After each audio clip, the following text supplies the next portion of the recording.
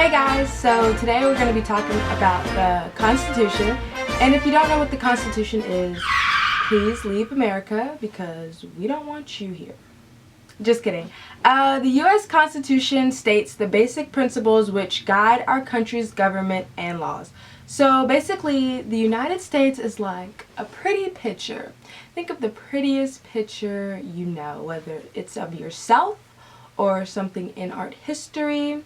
It's a very pretty picture, the United States. And the Constitution is like the frame of that picture. It holds us together. It holds our laws and our government together, and it basically gives us our natural rights. You see how I did that? That was kind of cute. That was really good. So basically today I'm going to be using the Quizlet app, which has all of my amendments on it. And for some reason my teacher only wanted me to do amendments 11 through 27. So I'm not going to know the first 11 for our test on Monday, but who cares? I will know amendments 11 through 27. So let's get started on amendment number 11. And I'm going to be having Siri read them all out for us today. So let's see if you can hear this. Lawsuit against states. A state cannot be sued by citizens from a different state or a foreign country. Okay, so Amendment 11 is lawsuits against states.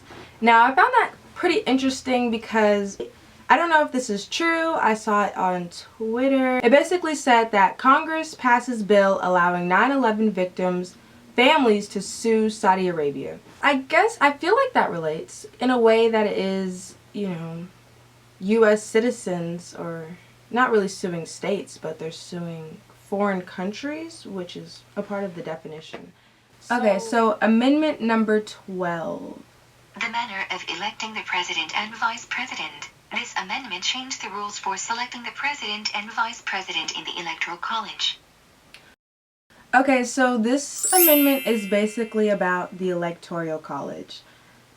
I don't know much about the Electoral College, but if my chair would slide over, here is a video that tells you about Election Day, when Americans everywhere cast their ballot for the next president of the United States. Except, not really. Americans don't directly vote. So what's happening on Election Day then? It's a bit complicated because of something called the Electoral College. To keep things simple for now, think of the Electoral College as the collection of 538 votes that determine who the President of the United States will be. Why 538? Because that's the number of senators, 100, plus the number of representatives, 438 in Congress. Why are there 438 representatives in Congress? Stop asking so many questions right now, we're trying to keep this simple. These 538 votes in the Electoral College aren't given to the citizens directly, but are instead divided among the states. So how does the Electoral College give out the votes?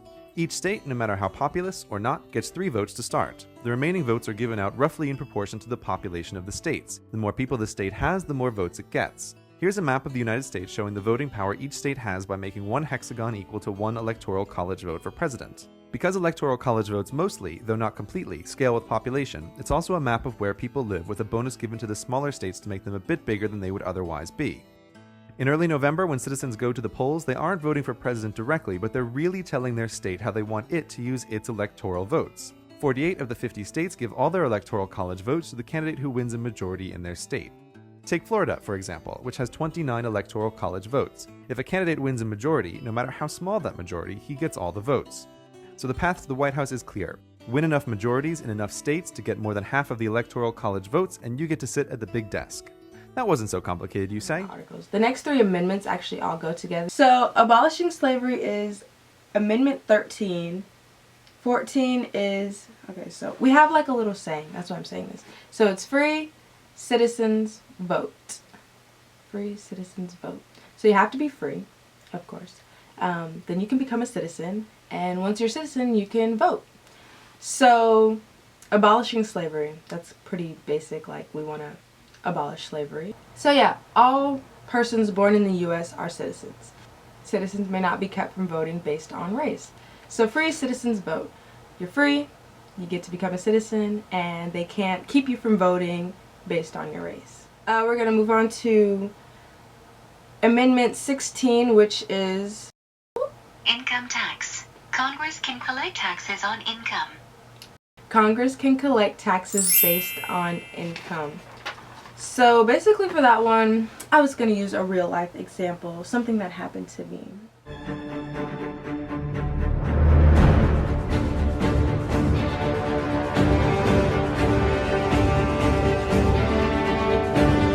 I used to work at Marco's Pizza, and there was this one week during the summer that I just worked. I needed the money to get my back to school senior clothes, including this cute shirt that I'm wearing as a jacket today. I got to $480 something. I was so close to hitting 500. But I knew after taxes, I was thinking taxes would only take like $50 out. I knew after taxes I'd only scrape the barrel of 400.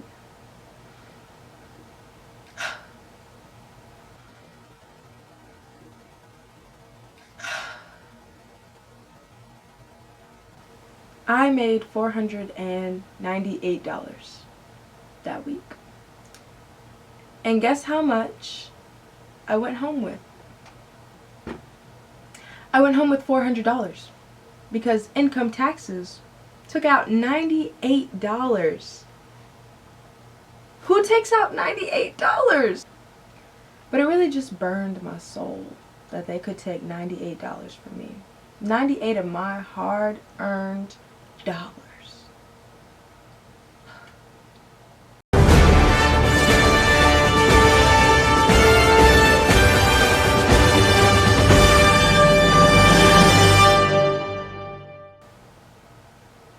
Moving on.